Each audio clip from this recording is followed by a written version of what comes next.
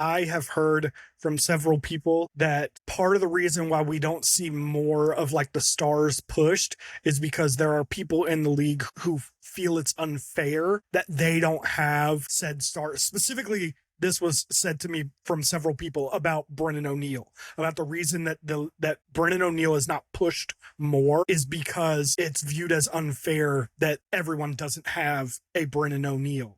And I'm like, yeah, but the Bandits have Dane and Josh, like Zach Currier and Calgary. Every team has their own stars, and you can make your own stars. That's the dumbest thing I've ever heard. I agree. I thought it was dumb too. That's actually so stupid. I could name you a star on every single team right now that you can market. Every single one. Even if they aren't the heights of Brennan O'Neill, look at what Caitlin Clark did to the WNBA. And when she travels, the visiting team sells out. Like, even if there weren't other stars, and I'm with you, I think there are. I think you could make other stars in the league that could be that big. Even if we look at guys that have been in the league, Dane Doby just retired. Like, he could have been a bigger star in that league. And I know that seems a little crazy to like NLL diehards who live and breathe on this stuff. And they're like, Dane Doby was a big star. But like, no, he wasn't. Not in the terms of what we're talking about here. That's a dude that they should have his jersey on a site for us to buy. He's a Hall of Fame. Yes. Also, a lot of these guys live in the market that they play in. So not only can you market them to the people online and be like, buy the jersey, buy whatever, but hey, now they're doing a camp, they're doing a meet and greet.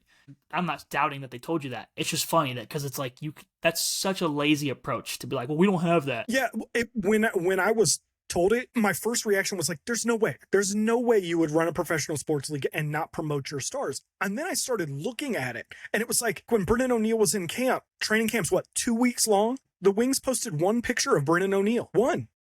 Like, are you kidding me? Now you have Pat Cav, who's his PLL teammate. The NLL does a great job acknowledging PLL events and their players. You could easily have a graphic that's something about teammates in the summer to now they're playing against each other. This seems such a easy thing to do here. You don't even have to mention the PLL. I don't think that the PLL has to mention the NLL, nor does the NLL have to mention the PLL. They're competing organizations. You don't even have to go to the PLL teammates. You can talk about how these dudes have played each other forever. They played on Team 91 together when they were 12. There's a history there. They played against each other in national championships. You can build this thing and make it a bigger deal. Make it something interesting. Make it the Peyton Tom Brady kind of rivalry of lacrosse and sell your sport. But we don't do that in the NLL. We don't talk about individual players at all. We only talk about the teams.